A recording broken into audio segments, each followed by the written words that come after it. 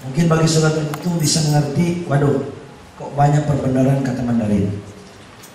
Ya, yang saudara mengerti, saudara bisa tangkap pesan Tuhan di sana. Tetapi mungkin ada banyak saudara tak mengerti bahasa Mandarin. Sama, saya juga nggak bisa, saudara. Saya tidak bisa berbahasa Mandarin. Banyak sahabat juga nggak bisa. Ya, apalagi bisa mengerti, saudara. Ngomong aja nggak bisa, pasti juga mengerti. Tetapi setelah saya menanti dengan iman, karena saya sudah 32 tahun di ladang Tuhan, saya mulai menjadi seorang pengkhotbah umur 16 tahun, usia sekarang saya 47. Setelah saya menanti dengan iman selama bukan 2 bulan atau 2 tahun, tetapi 20 tahun, baru Tuhan memberikan karunia menafsirkan bahasa roh. Dan ternyata kami menafsirkan bahasa roh ini bisa dipakai untuk mengajar, untuk berkhotbah sesuai dengan firman dalam 1 Korintus 14 dan 18-19. Saudara, kami tidak akan bersaksi panjang, tetapi Tuhan melawat kami secara khusus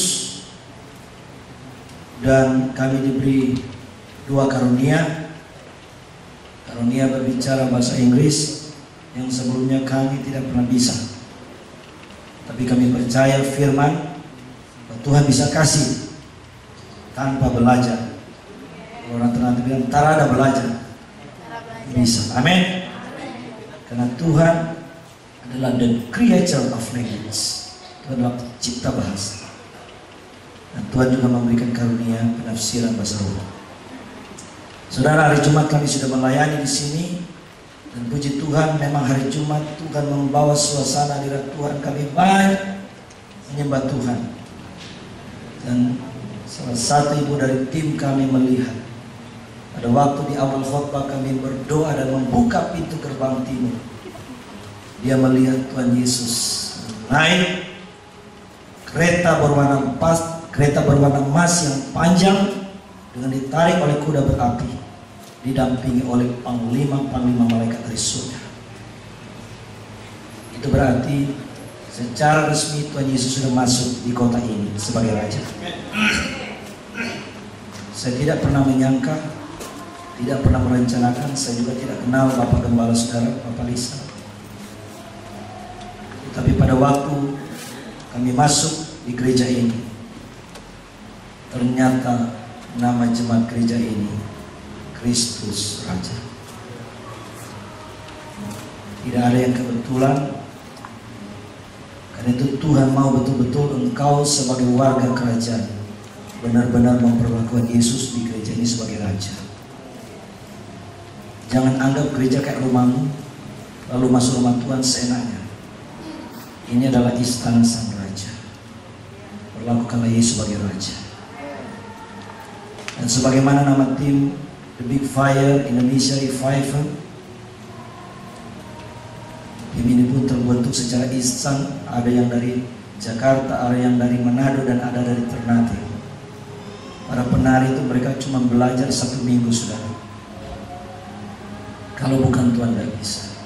Dan pada waktu kami masuk juga gereja ini, kami membaca sebuah tulisan kalimat yang luar biasa. It's time revival for Ternate. Catch fire. Inilah waktunya Ternate mengalami revival.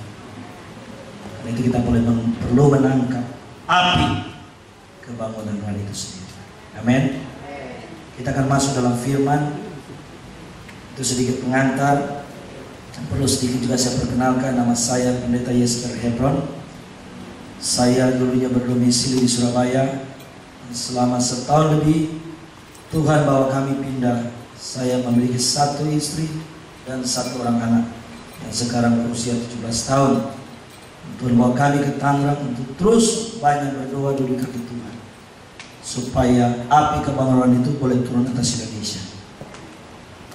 Pada waktu Tuhan melawat kami 14 Juni 2005, kami mendapatkan kunjungan Tuhan Yesus, lawatan Tuhan dengan malaikat Tuhan, di mana Tuhan membawa kami untuk mengerjakan tugas doa peperangan, untuk membuka dan membersihkan alam roh, daripada kekuatan kuasa iblis.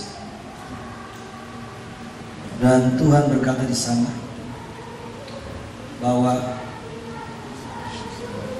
2 tahun lagi, dia berkata dalam bahasa Inggris, saudara, Bapak Surgawi secara audible dia berkata, when the big fire revival will come down Indonesia currently.